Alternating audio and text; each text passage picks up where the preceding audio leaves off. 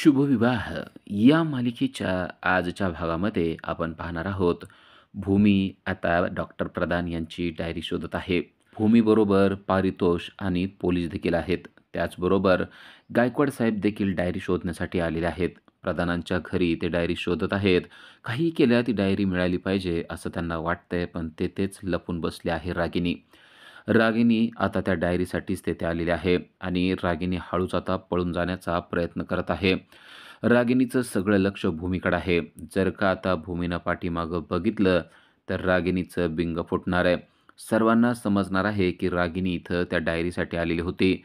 पण आता कसा तरी जीव वाचवून रागिनी तेथून धूम ठोकते. एखाद्या मांजराच्या तावडीतून उंदीर सुटावा आणि तो पळत सुटावा त्याप्रमाणेच रागिनी पळत सुटलेली आहे. पाठीमागं सुद्धा न बघता तिने धूम ठोकली आहे. पण आता याचा थोडासा सुगावा भूमीला लागलेला असतो. आपल्या पाठीमागून कोणतरी पळत गेलं याचा भास तिला झालेला आहे. कोण होतं बरं? असं ती बघते, पण तिला रागिनी मात्र दिसत नाही. रागिनी धावत पळत तिच्या गाडीकडे गेलेली आहे. पटकन तिनं गाडीचा दरवाजा उघडला आहे आणि गाडीचा दरवाजा उघडून पटकन जाऊन ती गाडीमध्ये जाऊन बसलेली आहे. इकडे पारितोष भूमीला हाक मारतो आणि म्हणतो, "भूमी, आपण अजून तिकडं बघायचं राहिलेलं आहे." भूमी म्हणते, "सगळीकडे बघून झालेलं आहे." पारितोष म्हणतो, "काही केल्या आपल्याला ती डायरी मिळायला पाहिजे." भूमी म्हणते, "ती डायरी खूप महत्त्वाची आहे." पण भूमीला जाणवतंय की आत्ता इथून कोणतरी पळत गेलेलं आहे. इकडे रागिनी मात्र स्वतःचा जीव वाचवून कशी तरी धावत पळत जाते आणि तिला अभिचा फोन आलेला आहे. त्या अभिला म्हणते, "काय झालंय? कशासाठी फोन करतोय?"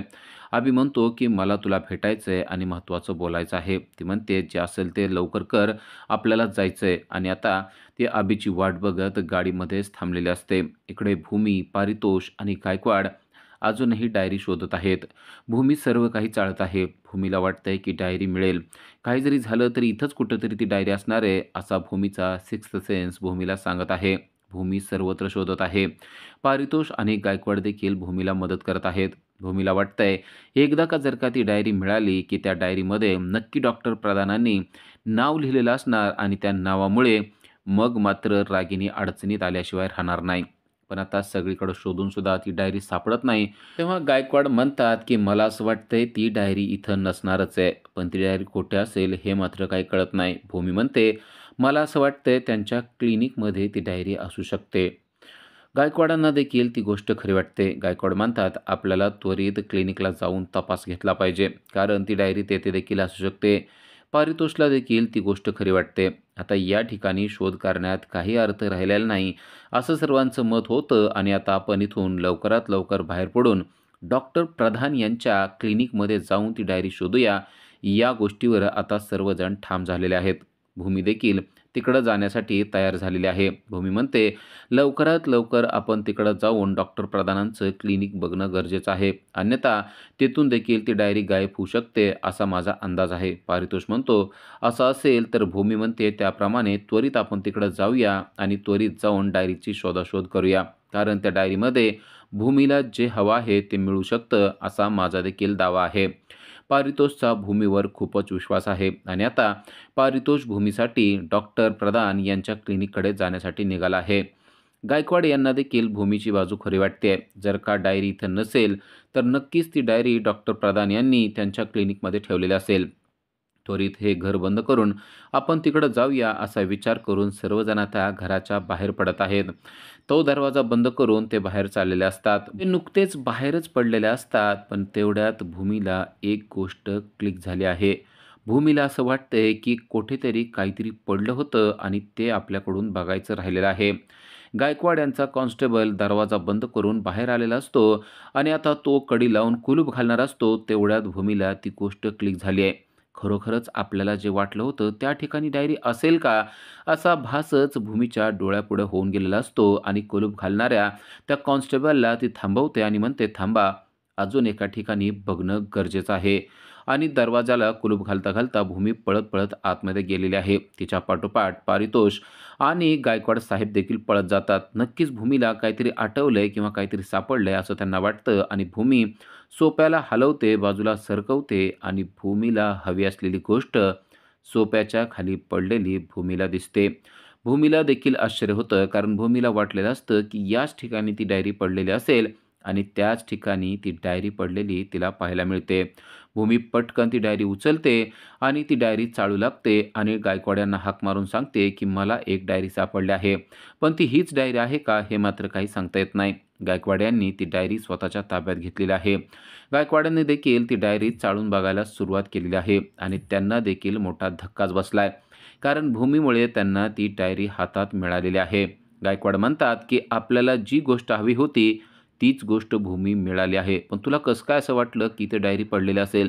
तेव्हा भूमी म्हणते, की "आपण शोधाशोध करत होतो, तेव्हा इथं काहीतरी पडलं असं मला वाटलं आणि त्यामुळेच मी शोधत आले." गायकवाड आता ती डायरी वाचायला सुरुवात केलेली आहे. पानं पलटत-पलटत एका ठिकाणी ते येऊन थांबलेले आहेत आणि त्या ठिकाणी डॉक्टर प्रधान यांनी लिहिली आहे, ती म्हणजे आकाश महाजन यांची केस. त्यामध्ये त्यांनी स्पष्टपणे उल्लेख केला आहे, तो म्हणजे आकाश महाजन यांच्या केसचा. त्यामध्ये त्यांनी लिहिलं आहे, की आजपर्यंत माझ्या हातातून एकही केस गेली नाही, पण एक केस मात्र मला नाईलाजानं सोडावी लागली. आकाश महाजन यांचा अपघात झाल्यानंतर त्यांच्यावर ट्रीटमेंट करण्याची माझ्याकडं केस आली होती, पण माझ्यावर दबाव आणण्यात आला आणि माझ्याकडून ती केस काढून घेण्यात आली. हे ऐकल्यावर गायकवाडांना देखील धक्का बसलेला आहे. भूमी जे सांगत आहे ते सगळं यामध्ये आहे, हे आता त्यांच्या देखील लक्षात आलेलं आहे. माझ्यावर दबाव आणण्यात आला आणि ती केस माझ्याकडून काढून घेण्यात आली. माझ्यासमोर माझा रुग्ण बरा होता होता राहिला आणि मी त्याला बरा करू शकलो नाही, याचे शल्य मात्र माझ्या मनामध्ये कायमस्वरूपी राहिलं, असं डॉक्टर प्रधान यांनी लिहिलेलं असतं. आणि या सगळ्यामध्ये जबाबदार असणाऱ्या व्यक्तीचं देखील नाव त्यांनी खाली नमूद केलेलं असतं. त्यांनी त्यामध्ये स्पष्टपणे सांगितलेलं असतं, की या सगळ्यामध्ये जबाबदार असणारी व्यक्ती ती म्हणजे एकच आहे.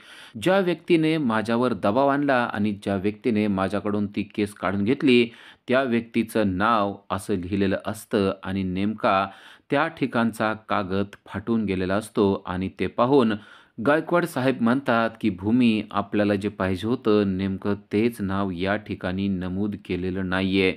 कारण या ठिकाणी त्या व्यक्तीचं नाव लिहिलेलं होतं, पण कोणीतरी तो कागदाचा तुकडा फाडून टाकलेला आहे. हे ऐकल्यानंतर भूमीला देखील मोठा धक्काच बसतोय. भूमी म्हणते, "अजून कुठेतरी लिहिलं असेल, तुम्ही एकदा पहा." पण त्या ठिकाणी दुसरीकडं कुठेच नाव लिहिलेलं नसतं. डॉक्टर प्रधान यांनी त्या ठिकाणी नमूद केलेलं असतं त्या व्यक्तीचं नाव आणि त्या नावाच्या पुढचा कागद मात्र फाटून गेलेला असतो आणि त्यामुळं रागिणीचं नाव येता येता पुन्हा एकदा आलेलं नसतं आणि भूमीला पण तेच नाव अपेक्षित असतं. पण आता भूमी हे सिद्ध करू शकत नसते, की ते नाव रागिणीचं आहे. अचानक ते नाव कसं काय गेलं, हे मात्र भूमीला कळत नसतं. भूमी म्हणते, "असं कसं काय होईल? ते नाव मिळायलाच पाहिजे." गायकवाड देखील म्हणतात, की "मला देखील आश्चर्य वाटतंय, की नेमकं तेवढंच नाव कसं काय यामधून गायब झालेलं आहे." पण भूमी, ते नाव मात्र यामध्ये लिहिलेलं होतं, पण कोणीतरी ते फाडून टाकलेलं आहे. कारण नेमका तो नावाचाच कागद त्यामध्ये नाहीये. यामुळं आता मला देखील आश्चर्य वाटतंय. भूमी म्हणते, "मला जी शंका वाटते ती खरीच आहे. या ठिकाणी अजून कोणतरी आलेलं होतं आणि त्यांनीच हे सगळं केलेलं आहे." गायकवाड म्हणतात, "आपणच येथे आहोत.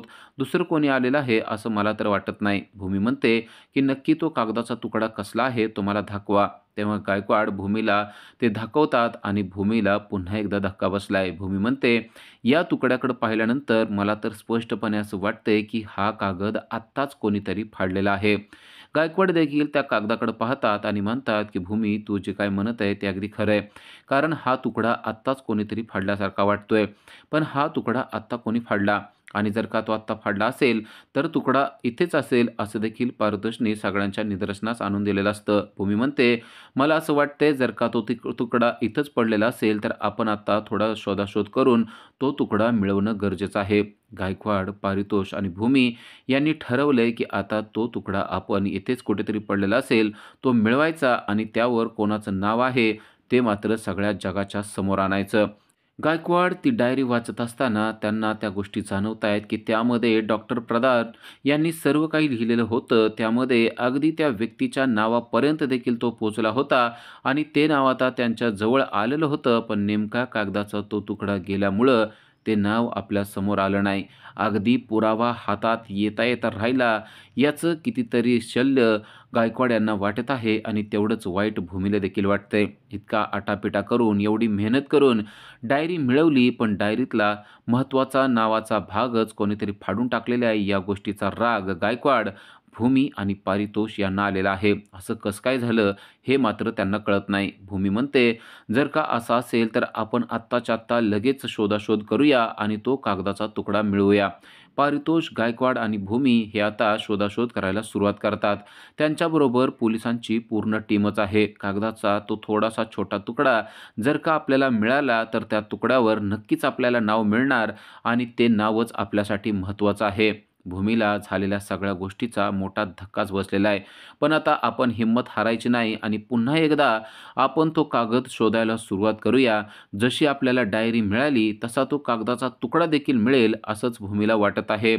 पुन्हा पुन्हा गायकवाड त्या फाटलेल्या कागदाकडे पाहत आहेत. भूमीसुद्धा पाहत आहे आणि नक्की केवढ्या साईजचा तो तुकडा असेल असा विचार करून आता ते सगळेजणच तुकडा शोधायला सुरुवात करतात. घरामध्ये सर्वत्र त्यांनी वस्तू उलथापालथ करायला सुरुवात केलेली आहे. कागदाचा तो अतिशय छोटा तुकडा आहे आणि तो तुकडा जर का मिळाला तर रागिणीचं नाव जगाच्या समोर आपण सहजपणे आणू शकू असं भूमीला वाटतंय आणि त्यामुळं भूमीने ठरवलंय की काही जरी झालं तरी आत्ता जशी डायरी आपण शोधून काढली तसाच तो तुकडा देखील आपण शोधून काढायचा.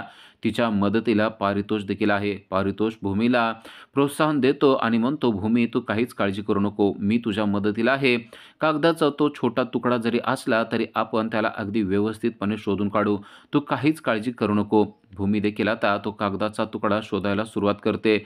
गायकवाडांचे पोलीस, भूमी आणि पारितोष पुन्हा एकदा घरामध्ये सर्व वस्तू उलथापालथ करून शोधाशोध करायला सुरुवात करतात. भूमी म्हणते, "मला वाटतेच की आता तो तुकडा आपल्याला मिळणार आहे. कारण तो तुकडा आत्ताच फाडला गेलेला आहे आणि त्यामुळं तो तुकडा इथंच कुठेतरी पडलेला आहे. त्यामुळं त्या तुकड्याचा जर का एकदा आपल्याला शोध लागला तर आपल्याला त्या व्यक्तीचं नाव मिळायला काहीच प्रॉब्लेम येणार नाहीये." भूमी गायकवाड यांना सांगते की नक्कीच इथं कोण येऊन गेलं आहे असं मला वाटतंय. तेव्हा गायकवाड आपल्या कॉन्स्टेबलला सांगतात की आत्ताच्या आत्ता बाहेर जाऊन जरा शोधाशोध करा की इथं कोण येऊन गेलं आहे का नाही. कारण जर का कागदाचा तो तुकडा आत्ताच फाडला गेल्यासारखा असेल तर नक्कीच इथं कोणतरी येऊन गेलेलं आहे. गायकवाड यांनी त्यांच्या कॉन्स्टेबल यांना देखील कामाला लावलं आहे आणि आता ते तिघंही घरामध्ये शोधाशोध करून तो तुकडा मिळवण्याचा प्रयत्न करत आहेत. गायकवाडांनी सांगितलेले कॉन्स्टेबल बाहेर जातात आणि नक्की इथं कोण येऊन गेलं आहे का नाही याचा देखील ते शोधाशोध करत आहेत. आता ते आतमध्ये आलेले असतात आणि सांगतात की "साहेब, बाहेर तर कोणीच नाहीये. आम्ही सर्वत्र शोध घेऊन आलो, पण आम्हाला असं वाटलं नाही की इथं कोणतरी आलेलं होतं." ह्या तिघांनी आता शोधाशोध करायला सुरुवात केलेली असते. कॉन्स्टेबल येऊन त्यांना सांगतोय की बाहेर कोणीच नाहीये. तेव्हा भूमीला देखील धक्का बसलेला आहे. कारण भूमीला तर जाणवलेलं असतं की घरातून कोणतरी पळत गेलेलं आहे. त्याचबरोबर डायरीचा तुकडा आत्ताच फाडला गेलेला आहे. या गोष्टी काहीतरी संकेत देत आहेत. रागिनी इथे येऊन गेली की काय असा संशय देखील भूमीच्या मनामध्ये येऊन जातो. पण आपल्याकडं सध्या काहीच पुरावा नाहीये त्यामुळं आपण तिचं नाव घेऊ शकत नाही. त्यामुळं भूमी मात्र तिचं नाव न घेता शांत राहते आणि तो कागदाचा तुकडा शोधायला सुरुवात करते. कॉन्स्टेबल देखील आता तिथे आलेले आहेत आणि ते देखील तो तुकडा शोधायला सुरुवात करतात. गायकवाड म्हणतात, "तो तुकडा मिळणं खूप गरजेचं आहे. अन्यथा आपल्याला हे सिद्ध करता येणार नाही की त्या डायरीमध्ये नक्की कोणत्या व्यक्तीचं नाव होतं. आपण विनाकारण कोणावरही आरोप करू शकत नाही." भूमीला देखील लक्षात आलेलं आहे की आता तो कागदाचा तुकडा मिळाला नाही तर आपल्या हातातोंडाशी आलेला घास पुन्हा एकदा गेलेला आहे. भूमी फ्रस्ट्रेट झाली आहे आणि म्हणते, "नेहमी असंच होतं."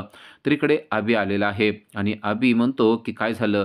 तेव्हा रागिनी सांगते की "आज अगदी मी मरता मरता वाचलेले आहे. मी आतमध्ये लपून बसले होते. माझा जीव मी कसा वाचवलाय आणि मी कशी पळत आले ना ते मी तुला सांगू शकत नाही." अभि म्हणतो, "डायरीचं काय झालं ते अगोदर सांग." तेव्हा ती म्हणते, "डायरी माझ्या हाती लागलीच होती.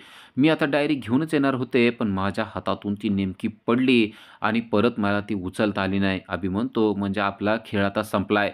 कारण ती डायरी तिथंच आहे आणि भूमी ती डायरी शोधल्याशिवाय गप्प बसणार नाही तुला माहीत आहे. एकदा जर का ती डायरी त्यांच्या हाती लागली तर त्यामध्ये तुझं नाव आहे आणि त्यानंतर आपला खेळ खलास होणार आहे." रागिनी म्हणते, "असं काहीसुद्धा होणार नाही. ती डायरी माझ्या हाती लागली होती आणि ती डायरी हाती लागल्याबरोबर ज्या ठिकाणी माझं नाव होतं ते नाव मात्र मी फाडून टाकलेलं आहे." हे ऐकल्यावर अभिला देखील बरं वाटतं. तो म्हणतो, "बरं झालं. एकदाची ती डायरी तुझ्या हाती लागली. आज नशीब आपल्या बाजूनं होतं असंच म्हणलं पाहिजे." रागिनी म्हणते, "अगदी, अगदी नशीब आपल्याबरोबर होतं म्हणूनच हे होऊ शकलं, नाहीतर आज माझा खेळ खालासच झाला असता. कारण ती भूमी अगदी जीवाचा आकांत करून ती डायरी शोधत होती आणि एकदा जर का ती डायरी तिच्या हाती लागली असती तर काहीच खरं नव्हतं." कसाबसं माझं नाव त्यातलं काढून घेऊन मी पळत आलेले आहे. पण आता अभिनं अजून एक बॅड न्यूज रागिणीला दिली आहे. तो रागिणीला म्हणतो, "आकाश पारितोषच्या एका सिक्युरिटी गार्डकडे गेलेला होता आणि त्या सिक्युरिटी गार्डकडून तो माहिती मिळवत होता. त्याचबरोबर त्या सिक्युरिटी गार्डकडून त्याने सीसीटीव्ही फुटेज देखील मिळवलेलं आहे आणि त्या सीसीटीव्ही फुटेजमध्ये व्यंकटनेच भूमीला लिफ्ट दिली होती आणि व्यंकटच तिला घेऊन गेला होता, हे देखील सिद्ध झालं आहे. त्यामुळे आता व्यंकट जर का फुटला तर आपलं काही खरं नाहीये, असं देखील त्याने सांगितलंय. जर का आता आकाश शोध घेत घेत व्यंकटपर्यंत पोहोचला तर पुन्हा एकदा आपल्या नरड्याचा फास आवळला जाणार आहे, अशी बॅड न्यूज आता अभिने रागिणीला दिलेली आहे. तेव्हा रागिणी म्हणते, एवढंच व्हायचं राहिलेलं होतं, आता ते देखील झालंय. व्यंकट जर का त्यांच्यापर्यंत पोहोचला किंवा ते व्यंकटपर्यंत पोहोचले तर आपला खेळ पुन्हा एकदा खलास होणार आहे. आता पुन्हा एकदा मला काहीतरी करावंच लागणार आहे. पण मी देखील शांत बसणार नाही. जरी आकाश तिथपर्यंत पोहोचला तरी त्याच्या अगोदरच आपण व्यंकटपर्यंत पोहोचूया, असं देखील ते अभिला सांगते. अभि म्हणतो, "पण आता अभिच्या हातामध्ये जो व्हिडिओ लागलाय त्याचं काय करायचं?" तेव्हा रागिणी म्हणते, "आता त्याच्या हाती व्हिडिओ लागलाय, त्याला आपण काहीच करू शकत नाही." तो म्हणतो, "पण तो तसा शांत बसणार नाही. तो जर का व्हिडिओ घेऊन तो पोलिसात गेला आणि तो व्हिडिओ त्याने पोलिसांना दिला, तर मग पोलीस देखील आकाशला मदत करणार आहेत व्यंकटचा शोध घेण्यासाठी." आणि आता हे ऐकल्यावर रागिणीच्या पायाखालची जमीन सरकली आहे. रागिणी रागानं मूठ आदळतेय, जोरजोरात आकांडतांडव करते आणि म्हणते, "नेहमी माझ्याच नशिबाला काय होतं? आता पुन्हा एकदा भूमी ती चाल चालणार, पुन्हा एकदा ती पोलिसांची मदत घेणार आणि पुन्हा एकदा व्यंकटपर्यंत पोहोचून ती आपल्यापर्यंत पोहोचण्याचा प्रयत्न करणार." अभि म्हणतो, "याच गोष्टीची मला भीती वाटत होती आणि तीच गोष्ट घडताना दिसत आहे." त्यावर रागिणी म्हणते, "तू काहीच काळजी करू नको. यावर देखील आपण काहीतरी पर्याय काढूया. कारण आपल्याला व्यंकटला त्यांना भेटू द्यायचं नाहीये म्हणल्यानंतर काय करणं गरजेचं आहे, हे तर तुला चांगलंच कळतं." अभि म्हणतो, "ते मला सगळं कळतंय. पण आजकाल एक-एक पुरावे आपल्या हातून निसटत आहेत आणि एक-एक पुरावे भूमीच्या हाती लागत आहेत. या गोष्टीची मात्र मला भीती वाटत आहेत." आणि त्यांची भीती खरी झालेलीच आपल्याला पाहायला मिळते. कारण अभि गायकवाड यांच्याकडे आलेला आहे. तो गायकवाड यांच्याकडे व्हिडिओज घेऊन आलेला आहे आणि गायकवाड यांना तो सांगतोय, की "मला तुमच्याशी महत्त्वाच्या गोष्टीवर बोलायचं आहे." गायकवाड म्हणतात, "बसा." आकाश बसतो आणि गायकवाड यांना सांगतो, की "काही दिवसांपूर्वी भूमीला किडनॅप करण्यात आलं होतं, पण ही गोष्ट मी तुम्हाला सांगू शकलो नाही. पण आता तिला ज्या व्यक्तीनं किडनॅप केलं आहे, मला असं वाटतंय त्या व्यक्तीचं नाव किंवा त्या व्यक्तीचा चेहरा आपल्याला मिळालेला आहे. माझ्याकडं एक सीसीटीव्ही फुटेज लागलेलं आहे. त्यामध्ये मला स्पष्टपणे दिसतंय, की भूमीला एका व्यक्तीने लिफ्ट दिलेली होती. तो व्यक्ती भूमीला घेऊन गेला आणि तोच व्यक्ती नंतर भूमीला घेऊन आला आणि त्यानेच भूमीला रस्त्यावरती टाकलेलं होतं. याचा अर्थ त्याच व्यक्तीने भूमीला किडनॅप केलं होतं, असं आकाश म्हणत आहे. तेव्हा गायकवाड म्हणतात, "प्रथमदर्शी असंच वाटत आहे. त्यामुळं मला तो व्हिडिओ पाहणं गरजेचं आहे." आकाश म्हणतो, "तो व्हिडिओ मी तुम्हाला देतो. पण आता त्या व्हिडिओमधली जी व्यक्ती आहे ती मात्र मला ओळखू येत नाही. मला डिपार्टमेंटची मदत पाहिजे. तुम्ही त्याचा शोध घेऊ शकाल का?" गायकवाड म्हणतात, "त्याची काळजी तुम्ही काहीच करू नका. फक्त तुम्ही तो व्हिडिओ आमच्या ताब्यात द्या. एकदा आम्ही तो पाहतो आणि त्या व्यक्तीला आम्ही शोधून काढतो. तो व्यक्ती कोणीही असू द्या आणि कुठेही लपलेला असू द्या, तुम्ही त्याची काही काळजी करू नका. त्या व्यक्तीला शोधून काढण्याचं काम माझं आहे." हे ऐकल्यावर आकाशला देखील बरं वाटतं. आकाश म्हणतो, "मला तुमच्याकडून हीच अपेक्षा होती साहेब. लवकरात लवकर त्या व्यक्तीला शोधूया. एकदा जर का तो व्यक्ती शोधला तर आपल्याला नक्की त्यानेच तो गुन्हा केला आहे का त्या गुन्ह्याच्या पाठीमागं दुसरं कोणी आहे हे स्पष्ट होणार आहे." गायकवाड साहेब म्हणतात, "अगदी बरोबर आहे. एकदा जर का तो व्हिडिओ आपण पाहिला तर आपल्या लक्षात येणार आहे की भूमीला कोणत्या माणसाने किडनॅप केलेलं होतं, त्याने तिला लिफ्ट का दिली आणि त्यानंतर त्यानेच तिला माघारी आणून का सोडलं. या सगळ्या गोष्टी खूपच संदिग्ध आहेत आणि या गोष्टी त्याच व्यक्तीवर आपल्याला शंका आणतायत की ज्या व्यक्तीनं भूमीला घेऊन गेलेला आहे. तो व्यक्ती जर का एकदा आपल्या ताब्यात आला तर आपल्याला खूप काही गोष्टींचा उलगडा होणार आहे." आता आकाशने ते सीसीटीव्ही फुटेज गायकवाड यांच्या ताब्यात दिलेलं असतं. गायकवाड एकदा विचार करत असतात, की खरं तर दोघं पण एकाच व्यक्तीच्या मागं लागलेले आहेत. आकाश आणि भूमी, पण ते मात्र एकमेकांना माहिती नाही. त्या दोघांना पण मीच मदत करतोय हे देखील त्यांना माहिती नाहीये. आता आकाश गायकवाड यांचा निरोप घेतो आणि लवकरात लवकर त्या व्यक्तीचा शोध घ्या असं म्हणून आकाश बाहेर पडलेला आहे. गायकवाड साहेबांना कळलंय, की दोघं देखील एकाच व्यक्तीच्या मागं लागलेले आहेत आणि यांना आम्ही मदत करून लवकरात लवकर त्या व्यक्तीचा पुरावा यांना देणार, असं आता गायकवाड यांनी देखील ठाम केलेलं असतं. तर इकडे भूमी घरामध्ये आहे आणि घरी ती काम करत आहे. भूमी तिकडून आलेली आहे. डायरीचा शोध घेतल्यानंतर ती घरी पोहोचलेली आहे आणि घरी आल्यानंतर तिने काम करायला सुरुवात केलेली आहे. भूमी फरशी पुसत आहे. आकाश जेव्हा येतो तेव्हा ते पाहून त्याला धक्काच बसतो. भूमी प्रेग्नंट आहे, तरी देखील ती घराची साफसफाई का करते हे मात्र त्याला समजलेलं नाहीये. तो धावत पळतच भूमीकडे जातो आणि म्हणतो, "भूमी, तू हे काय करतेय?" भूमी म्हणते, "या घरात राहायचं असेल तर मला काम करावंच लागणार आहे." आकाश म्हणतो, "असलं तू काय बोलतेस आणि हे असलं काम करण्याची तुला काय गरज आहे? आत्ताच्या आत्ता हे काम बंद कर." असं म्हणून तो तिच्या हातातला फरशी पुसण्याचा पोचा काढून घेतो आणि म्हणतो, "भूमी, हे का करायला लागलीस तू?" भूमी म्हणते, "हे केल्याशिवाय या घरामध्ये मी राहू शकणार नाही." आकाश म्हणतो, "पण तुला हे काम सांगितलंय कोणी?" भूमी म्हणते, "आता ते बोलण्याची काही गरज नाहीये. मला हे काम करू द्या. माझ्या बाळासाठी मला हे काम करणं गरजेचं आहे. मला या बाळाला अगदी व्यवस्थित वाढवायचं आहे. त्यामुळं मी आता कलह न करण्याचं ठरवलं आहे." असं म्हणून भूमी अगदी चक्कर आल्यासारखं करते आणि म्हणते, "आता मला काही कळत नाहीये. मला जरासं अंधुक-अंधुक दिसायला लागलंय." आकाश म्हणतो, "सगळं काम बंद कर आणि जरा बस तिथं जाऊन." असं म्हणून आकाशने तिला धरलेलं आहे आणि तिला धरून त्याने तिला सोफ्यावर बसवलेलं असतं. आकाश म्हणतो, "भूमी, हे सगळं का करतेस तू? तुला कळतंय ना, तू प्रेग्नंट आहेस. या सगळ्या गोष्टी करण्याची गरज नाहीये. आपल्यात नोकर आहेत, ते करतील ना हे सगळं काम." भूमी म्हणते, "हे तुझं खरं आहे, पण मला जर का हुकूम दिला असेल, की तू या घरामध्ये नोकरासारखं राहायचं, तर मी नोकरासारखंच राहणार ना. त्यामुळं मी हे काम करते." आकाश आता तिला ग्लास भरून पाणी देतो आणि म्हणतो, "तू काय बोलतेस? तुला कळतंय का? तुला कोण हुकूम देणार आहे? आणि तुला कोण असं काम सांगणार आहे?" आकाश भूमीच्या जवळ आलेला असतो आणि भूमीला तो पाणी देत असतो. भूमी म्हणते, "माझा हात घाण आहे, त्यामुळे मी काही पाणी पिऊ शकणार नाही. आकाश, तुम्हाला पाणी पाजू शकतो का?" आकाश म्हणतो, "का नाही?" आणि आकाशने भूमीला पाणी पाजायला सुरुवात केलेली असते. आकाश तो ग्लास भूमीच्या ओठाला लावतो आणि तेवढ्यात तिकडून आलेली असते ती म्हणजे रागिनी. रागिनीने हे सगळं चित्र पाहिलेलं असतं. रागिनीला दिसतंय, की आकाश भूमीच्या जवळ बसलाय आणि तो तिला पाणी पाजतोय. हे सगळं चित्र पाहिल्यावर रागिनीला मोठा धक्काच बसतो. आता या बाईच्या डोक्यात नक्की चाललंय काय? अजून कसली खेळी हिला खेळायची आहे हे मात्र तिला समजत नसतं. रागिनी आलेली आहे ही गोष्ट मात्र भूमीला समजलेली असते आणि ती तिच्याकडं पाहतच असते. रागिनीकडं ती पाहून न पाहिल्यासारखं करते. तिला जे काही रागिनीला दाखवायचं असतं ते तिने दाखवून दिलेलं असतं आणि ते आकाशला सांगते, "आकाश, बरं आता बास कर. मला काम करू दे. मला काम करणं गरजेचं आहे. या घरामध्ये शांतता राहावी ना म्हणून मी काम करते असं समज." आकाश म्हणतो, "अगं भूमी, तू काय बोलतेस? आणि तुला हे काम कोणी करायला लावलंय त्याचं नाव तर तू सांगणार आहेस का नाही?" तेव्हा ती म्हणते, "मी नाव सांगितलं तर तुझा काय विश्वास बसणार नाही." आकाश म्हणतो, "असं बोलू नको. काय झालंय ना ते मला सांगशील का?" तेव्हा ती सांगते, "मला काम सांगणाऱ्या व्यक्ती म्हणजे तुझी आई आणि पौर्णिमा हे आहेत. आता हे सगळं सांगितलं तर तुझा विश्वास बसणार आहे का? जाऊ दे बाबा, मला नकोय हा वाद, हा कलह नकोय. मला माझ्या बाळावर चांगले संस्कार करायचे आहेत. रोज उठून तोच कलह, तोच वाद मला त्याला दाखवायचा नाहीये. काय होणार आहे, या घरामध्ये मला नोकरासारखं राहावं लागणार आहे ना, मी राहू शकते. माझ्या बाळासाठी मी नोकरासाठी सारखं सुद्धा राहू शकते. पण मला आता या घरात भांडण नकोय." आकाश म्हणतो, "अगं भूमी, त्यांनी सांगितलंय." "असं का म्हणतेस तू? खरंच त्यांनी सांगितलंय का?" भूमी म्हणते, "बघ, तुला खोटं वाटलं ना, सोड सगळा विषय." तेवढ्यात रागिनी तिथे पळत-पळत येते आणि म्हणते, "अगं भूमी, तू काही काय सांगायला लागले आणि मी कधी तुला सांगितलं घरातली साफ-सफाई तू करावी लागेल म्हणून? आकाशच्या मनात नाही तसल्या गोष्टी भरवू नको." भूमी म्हणते, "हेच तर मला नको होतं.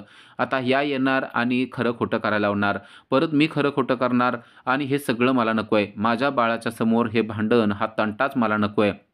आकाश चिडलेला असतो आणि तो पौर्णिमाला हाक मारत असतो. पौर्णिमा धावत पळतच येते आणि आकाशला विचारते, "काय झालं?" आकाश म्हणतो, "भूमीला घरामध्ये नोकरासारखं राहण्याचा हुकूम तू दिलायस का? तू कोण आहेस?" तेव्हा पौर्णिमा म्हणते, "मी तर काहीच केलेलं नाहीये. अहो, मी कुठं काय बोलले?" भूमी म्हणते, की "जाऊ दे आकाश, कशाला तू त्यांना बोलतोयस? ते कधीच मान्य करणार नाहीत." पौर्णिमा म्हणते, "मान्य करण्याचा प्रश्नच नाहीये. मी काही बोललेलेच नाही तर मी कशाला मान्य करू?" भूमी पौर्णिमाला म्हणते, "पौर्णिमा, जरा नीट आठव. तुला आठवत नसेल तर मी आठवून देऊ का तू कुठं आणि कधी बोलली होती ते?" पौर्णिमा म्हणते, "मला आठवण्याची काही गरजच नाहीये. जी गोष्ट मी केली नाही ती केलेलीच नाही."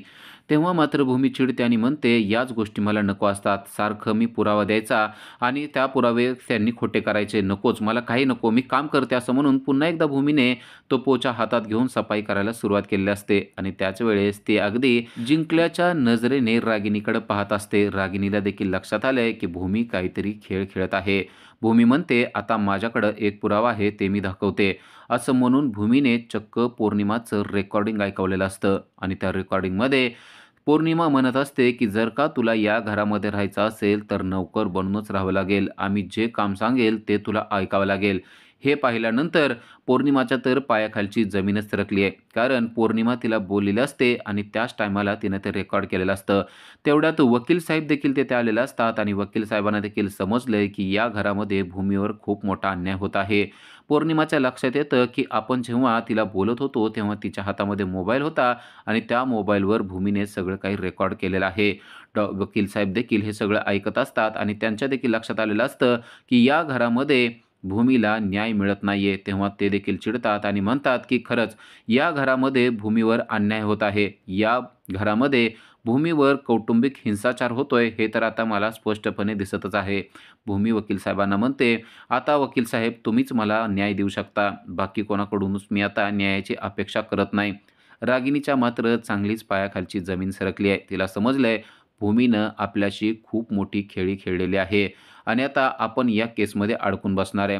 उद्याच्या भागामध्ये आपल्याला पाहायला मिळतं, की वकील साहेब बोलत आहेत, "आता मी घरच्या सगळ्या सदस्यांवर कौटुंबिक हिंसाचाराची केस टाकणार आहे. त्याशिवाय तुम्हाला कळणार नाही, की एखाद्या सुनेला वाईट वागवणं किती वाईट असतं ते." तेव्हा मात्र रागिणीच्या पायाखालची जमीन सरकते आणि तिला कळतं, की आपण आता या केसमध्ये गळ्यापर्यंत अडकणार आहे. तेव्हा ती म्हणते, "हे सगळं होतंय कशामुळं? माझ्याकडे आलेल्या चाव्यांमुळंच ना. आत्ताच्या आत्ता त्या सगळ्या चाव्या मी तुला भूमी देऊन टाकते." असं म्हणून चाव्याचा तो जुडगा तिने भूमीला देऊन टाकलेला आहे आणि भूमी तो हातात घेऊन म्हणते, "कसं वाटलं? तुम्हाला असं वाटतं ना, की प्रत्येक खेळ तुम्हीच खेळू शकता? काही खेळ मी सुद्धा खेळू शकते." असं म्हणून भूमीने चांगलीच रागिणीची लायकी काढलेली आपल्याला पाहायला मिळते आणि रागिणी देखील आता तो चाव्याचा जुडगा भूमीच्या हातात देऊन टाकलेला आहे. भूमीने खेळलेल्या खेळामुळे आता तो चाव्याचा जुडगा पुन्हा एकदा भूमीच्या हातात आला आहे. अशाच अपडेटसाठी आजच आमच्या चॅनलला सबस्क्राईब करा. थँक